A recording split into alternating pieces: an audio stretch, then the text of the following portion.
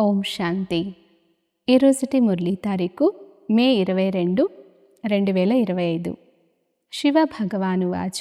మధురమైన పిల్లలు, మీరు ఈ కనులతో చూస్తున్నదంతా పాత ప్రపంచ సామాగ్రి. ఇదంతా సమాప్తమవ్వనున్నది. అందువలన ఈ దుఃఖధామాన్ని బుద్ధియోగంతో మరచిపోండి.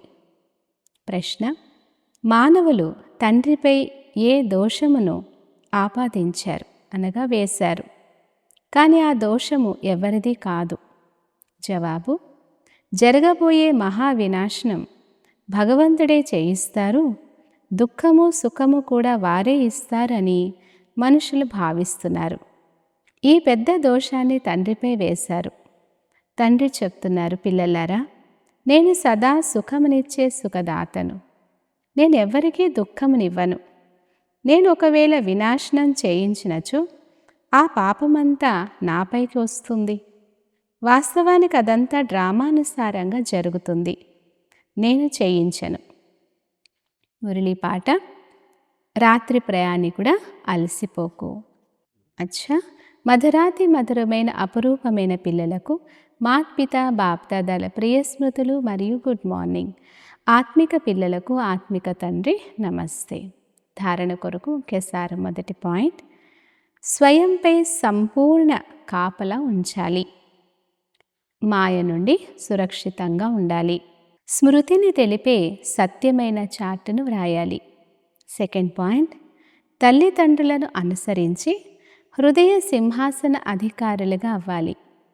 రాత్రి మొబళ్ళు సర్వీస్లో తత్పరులవ్వాలి. తండ్రిని స్మృతి చేయమని అందరికీ సందేశాన్ని ఇవ్వాలి. పంచవికారాలను దానం చేస్తే గ్రహణం వీడిపోతుంది. వరదానము: సెన్స్ మరియు ఎసెన్స్ల బ్యాలెన్స్ ద్వారా నాదిని స్వాహ చేసే విశ్వ పరివర్తక భవ.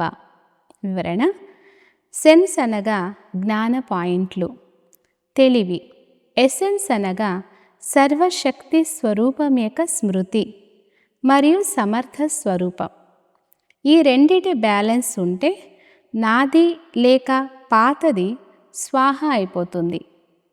ప్రతి సెకండు, ప్రతి సంకల్పం, ప్రతి మాట మరియు ప్రతి కర్మ విశ్వ పరివర్తన యొక్క సేవ పట్ల స్వాహ అయినందున స్వతహాగా విశ్వ పరివర్తకులుగా అయిపోతారు. ఎవరైతే తమ దేహం యొక్క స్మృతి సహితంగా స్వాహ అయిపోతారో వారి శ్రేష్టమైన వైబ్రేషన్ల ద్వారా వాయుమండలం సహజంగా పరివర్తన అయిపోతుంది. స్లోగన్: ప్రాప్తులను స్మృతి చేస్తే దుఃఖము మరియు వ్యాకులత యొక్క విషయాలు మర్చిపోతారు. అవ్యక్త సూచన: ఆత్మిక రాయల్టీ మరియు పవిత్రత పర్సనాలిటీని ధారణ చేయండి. శ్రేష్ఠ కర్మల యొక్క పునాది పవిత్రత. అయితే పవిత్రత అంటే కేవలం బ్రహ్మచర్యమే కాదు, ఇది కూడా శ్రేష్టమైనదే. కానీ మనసా సంకల్పంలో కూడా ఒకవేళ ఎవరైనా ఆత్మ పట్ల విశేషమైన ఆకర్షణ లేక లొంగుబాటు ఉన్నా, ఎవరైనా ఆత్మ యొక్క విశేషతపై ప్రభావితులైన వారి పట్ల నెగిటివ్ సంకల్పాలు నడిచినా, మర్యాదపూర్వకంగా లేనటువంటి మాటలు లేదా శబ్దాలు వెలువడిన దానిని కూడా పవిత్రత అని అనరు. అచ్చా, ఓం శాంతి.